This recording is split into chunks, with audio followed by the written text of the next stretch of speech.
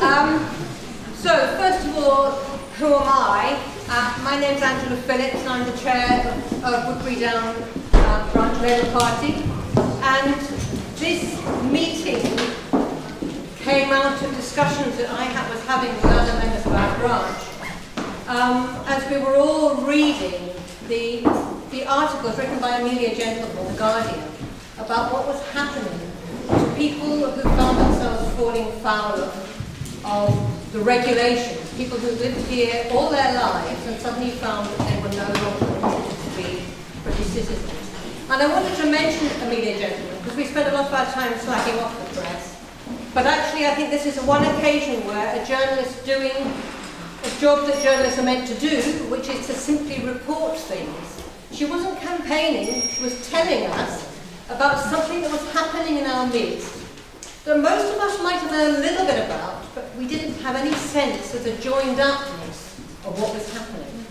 And as more and more of these stories began to appear, we began talking amongst ourselves and saying, somebody really needs to be doing something. And I have to say, I was very grateful when Vernon suddenly popped up and started doing something. Because it seemed to me, I'm very glad you're here, but it seemed to me that that was exactly what was necessary. It needed to have something to focus what was happening, so that it was no longer just a lot of disparate, sad stories, but that we could see it for what it truly is, which is a politically generated catastrophe for very large numbers of people. And I wanted to just say one more thing, and that is that for a lot of us, these are just stories we read about in the press. They're stories about other people. But actually, the real meaning of a hostile environment is that it ensnares us all. If any of you have recently been to a hospital appointment, you may have found that you got with your hospital appointment a form to be filled in, asking if you were a British citizen. And a second form to be filled in saying, if you were not born in this country, what date did you arrive? Well, I fell into that category and I hadn't a clue. I don't know what date I arrived in this country. I've never kept a record of it. And for a lot of people, getting that piece of paper would have meant, well, maybe I don't need this hospital appointment. And I think those are the people we need to be thinking about as well, because a hostile environment impacts drip, drip, drip on everybody. So that person who didn't go and get themselves checked out might have found themselves a lot more ill further down the line. They've taken a decision to avoid bureaucracy because bureaucracy can ensnare you in what seems to be a very evil trap. But it's not just the people who are ensnared, it's the people who are doing the ensnaring we have to think about. There are people at Homerton Hospital, and I love Homerton Hospital. You know, they've been wonderful to me. There are people there who are having to print out these forms and send them out, and collect them in.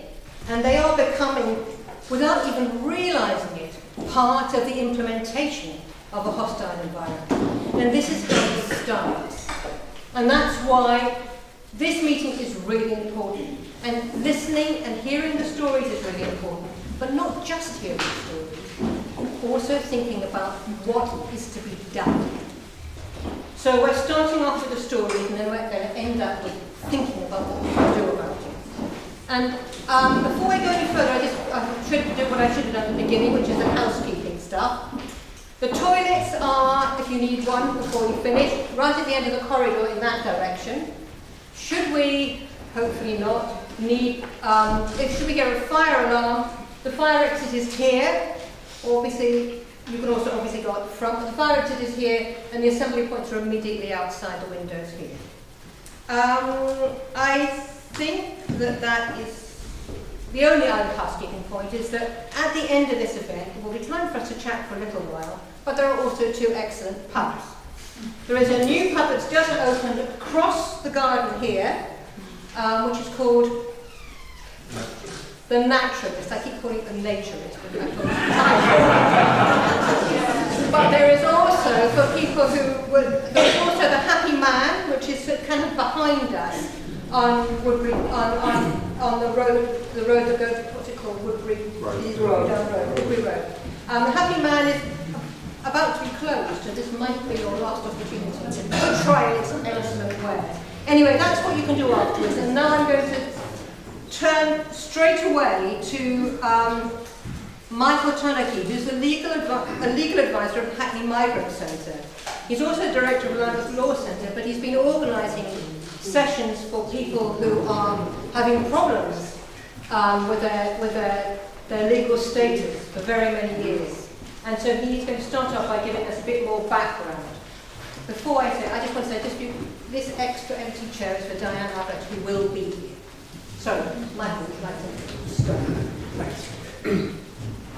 So, that's stories. In the course of the last 6 to 8 months, then the phrase hostile environment has come to the fore, and it's also moved from being an expression of authority to an embarrassment. But like so many other apparent victories and climb down, then I think that it's morphing now into what's being called the compliant environment. And to my mind, that compliant environment is perhaps even more sinister.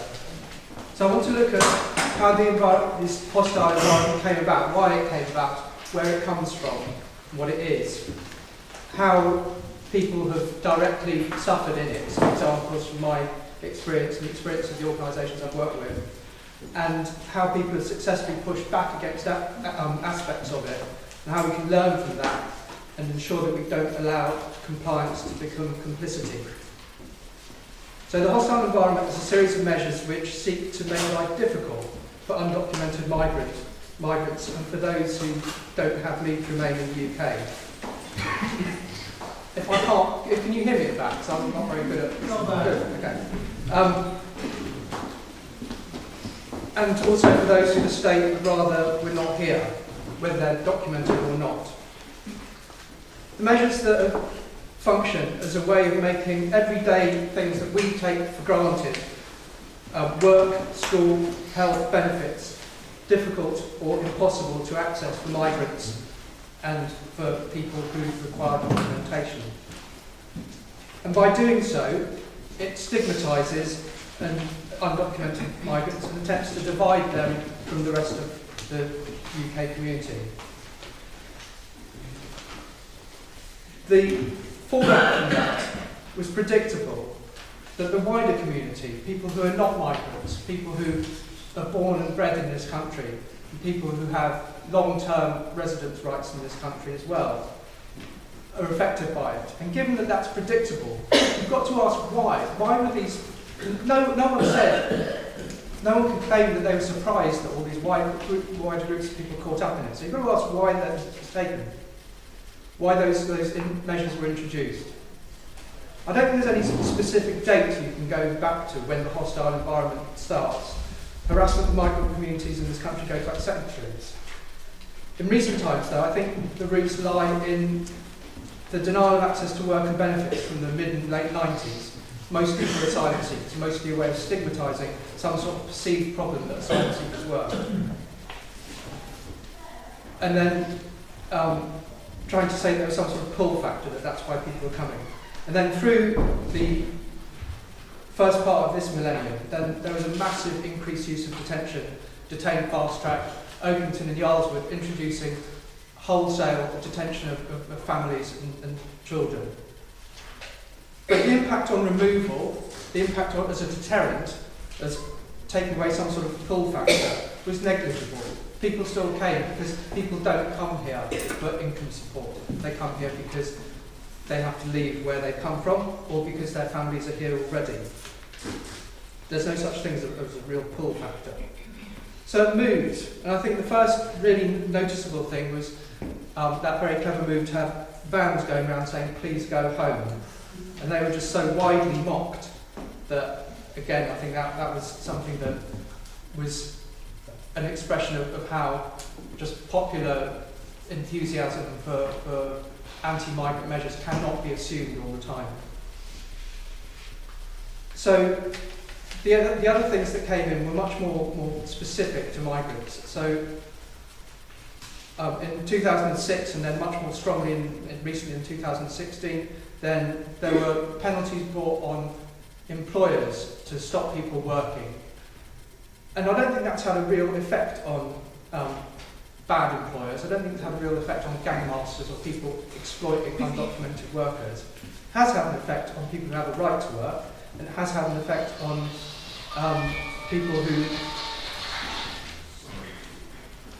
whose leave is being extended and lose their jobs while the Home Office are unable to document this and to establish, to convince employers that people do have a right to work.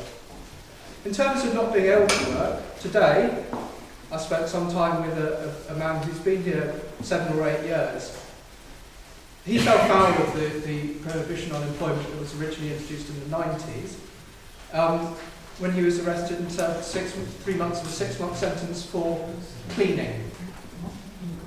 Why was he cleaning? Why was he working? He was paying back an NHS debt from when his wife had a child here.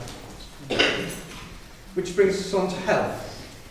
And as we heard then, health service workers are being expected to be the front line of immigration enforcement, as if they haven't got better things to do. One of my clients that we took on from Hackney Migrant Centre about a year ago was a man who'd come here as a student. He'd studied for 4 years, he'd extended his leave, and then he'd fallen seriously ill and was unable to continue his studies, was unable to continue to fund his own studies. He had an aggressive form of cancer. When he came to Hackney Migrant Centre, one of the consultants that was assisting him had offered and was hoping that he'd be able to take part in